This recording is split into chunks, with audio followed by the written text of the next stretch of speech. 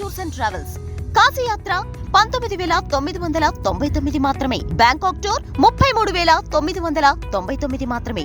RV tours and travels. వివరాలకు సంప్రదించండి 9154225642. ఈ ట్రోలింగ్ పీరియడ్ ఇదంతా చూసిన తర్వాత నేను కూడా అనుకున్నాను వేణుగారు, ఖచ్చితంగా ఇక మీ పీరియడ్ అయిపోయింది అని చెప్పి నేను కూడా అనుకున్నాను.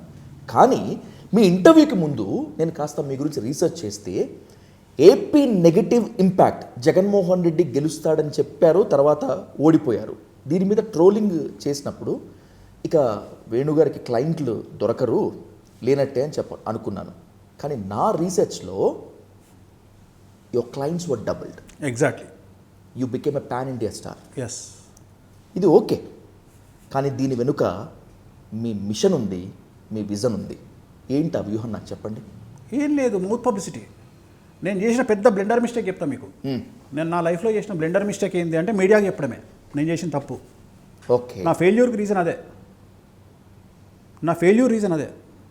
నేను రాజశేఖర రెడ్డి గారు చనిపోతారని 1000 మందికి చెప్పిన, విఐపీలకు.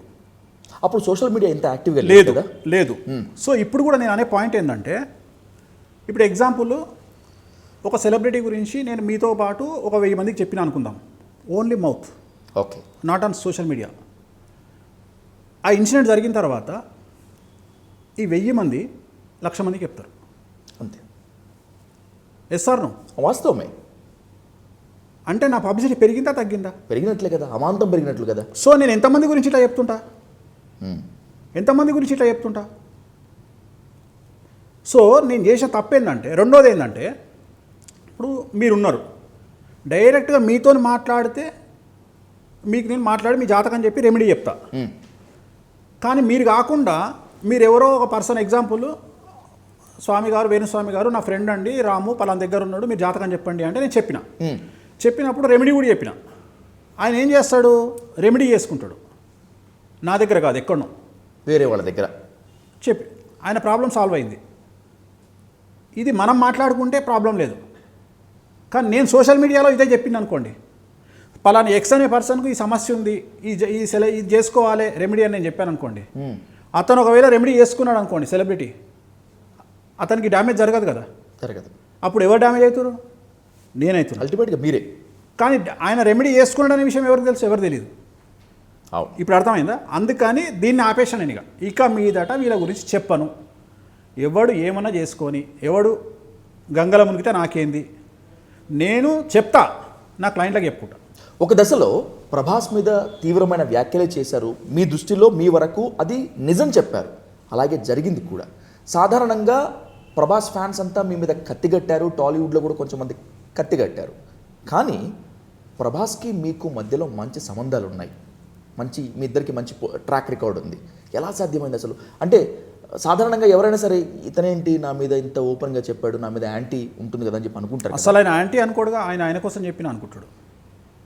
ఆయన అనే పాయింట్ ఏంటంటే, ప్రభాస్ గారు, వేణుస్వామి గారు నా గురించి చెప్తారు, నా మంచి కోసం చెప్తారు, నేను కలకాలం బతుకుండాలి, మంచిగా ఉంటే నా మీద 1000 కుటుంబాలు బతుకుతాయని చెప్తారు. ప్రభాస్ గారి గురించి ఎవరికేం తెలుసు? అల్లు అర్జున్ గురించి ఎవరికేం తెలుసు? అల్లు అర్జున్ వల్ల, ప్రభాస్ వల్ల లక్షల కుటుంబాలు బాగుపడతాయి, లక్షల కుటుంబాలు జీవిస్తాయి. సైకిల్ మ్యాన్ దగ్గర నుండి సైకిల్ స్టాండ్ దగ్గర నుండి, థియేటర్ ఎగ్జిబిటర్స్ నుండి, ప్రొడ్యూసర్ డిస్ట్రిబ్యూటర్ల నుండి ఎన్నో కుటుంబాలు బతుకుతాయి. ప్రభాస్ గారు ఆయనకు ప్రత్యక్షంగానే ఆయన మీద 100 కుటుంబాలు బతుకుతాయి.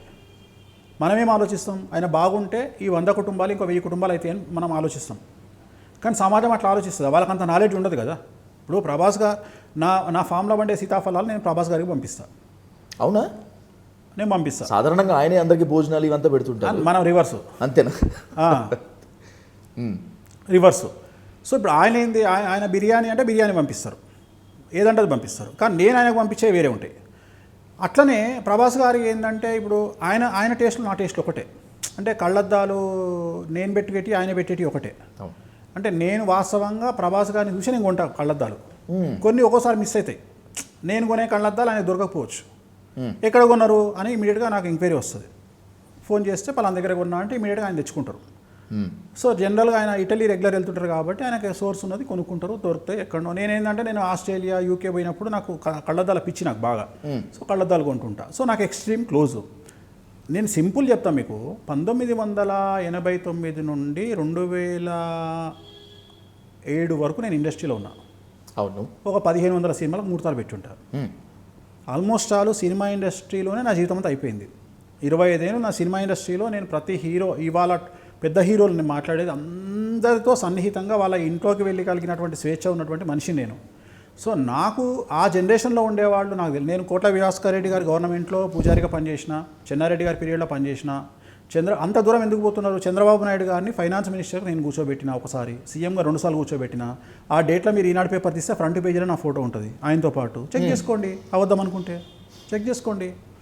సో నేను చాలా సినిమాలు చేసిన, చాలా సినిమాలలో ఉన్నా, చాలా సినిమాలు ముహూర్తాలు పెట్టిన, పొలిటీషియన్స్తో సంబంధాలు ఉన్నాయి, చాలా ఉన్నాయి.